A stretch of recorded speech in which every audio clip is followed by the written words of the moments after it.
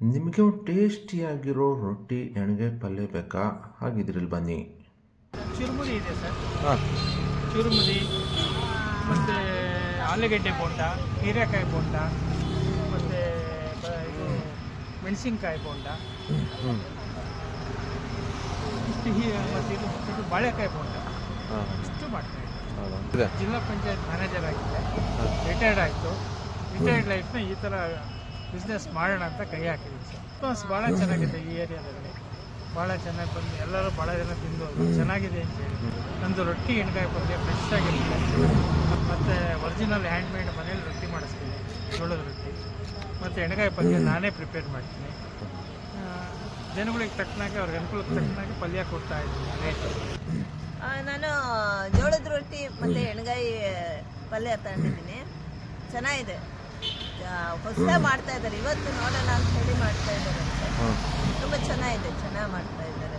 Retired official ಆಗಿ ಅದರ ನಂತರ ಅವರು ಈಗ ಈ ಕೆಲಸ ಮಾಡೋಕ್ಕೆ ಬಂದಿದ್ದಾರೆ. ಅದನ್ನು ನಾವು ಅಪ್ರಿಷಿಯೇಟ್ ಮಾಡಲೇಬೇಕು, ಎನ್ಕರೇಜ್ ಮಾಡಲೇಬೇಕು. ಹಂಗಿರುವಾಗ ಅವರು ದುಡಿಬೇಕು ಅನ್ನೋ ಒಂದು ಇದಿದೆ. ಹಾಗಾಗಿ ನಾನು ಅವರ ಪರಿಚಯನೇ, ಹಾಗಾಗಿ ನಾನು ಅವರ ನಡೆ ನುಡಿ ಇವೆಲ್ಲ ನನಗೆ ಭಾಳ ಇಷ್ಟ ಆಯಿತು. ರಿಟೈರ್ಡ್ ಆದಮೇಲೆ ಮನೇಲಿ ಕೂತ್ಕೊಂಡು ಕಾಲ ಕಳೆಯೋ ಬದಲು ಏನಾದರೂ ಒಂದು ಕೆಲಸ ಮಾಡಬೇಕು ಅನ್ನೋರಿಗೆ ಈ ಅಂಕಲ್ ಇನ್ಸ್ಪಿರೇಷನ್ ಅಂತಲೇ ಹೇಳ್ಬೋದು. ಚೆನ್ನಾಗಿದೆ.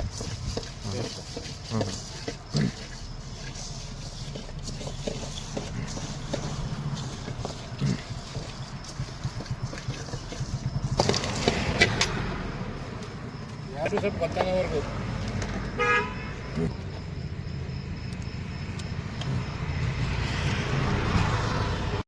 ಸೊ ಈ ಒಂದು ಹೋಟ್ಲಿರುವಂಥದ್ದು RTO ರಸ್ತೆ ಕಾಫಿ ಸ್ಕೋರ್ ಎದುರಿಗೆ. ಜಾಗ ಸಣ್ಣದೇ ಆದರೂ ಕೂಡ ಟೇಸ್ಟ್ ತುಂಬ ಚೆನ್ನಾಗಿದೆ. ಸೊ ನೀವೊಮ್ಮೆ ಭೇಟಿ ಮಾಡಿ, ನಿಮಗಿಷ್ಟವಾದ ರೊಟ್ಟಿ ಮತ್ತು ಎಣ್ಗಾಯಿ ಪಲ್ಯ ತಿನ್ನಿ. ತಪ್ಪದೆ ನಮ್ಮ ಚಾನಲನ್ನು ಸಬ್ಸ್ಕ್ರೈಬ್ ಮಾಡಿ, ಸಪೋರ್ಟ್ ಮಾಡಿ.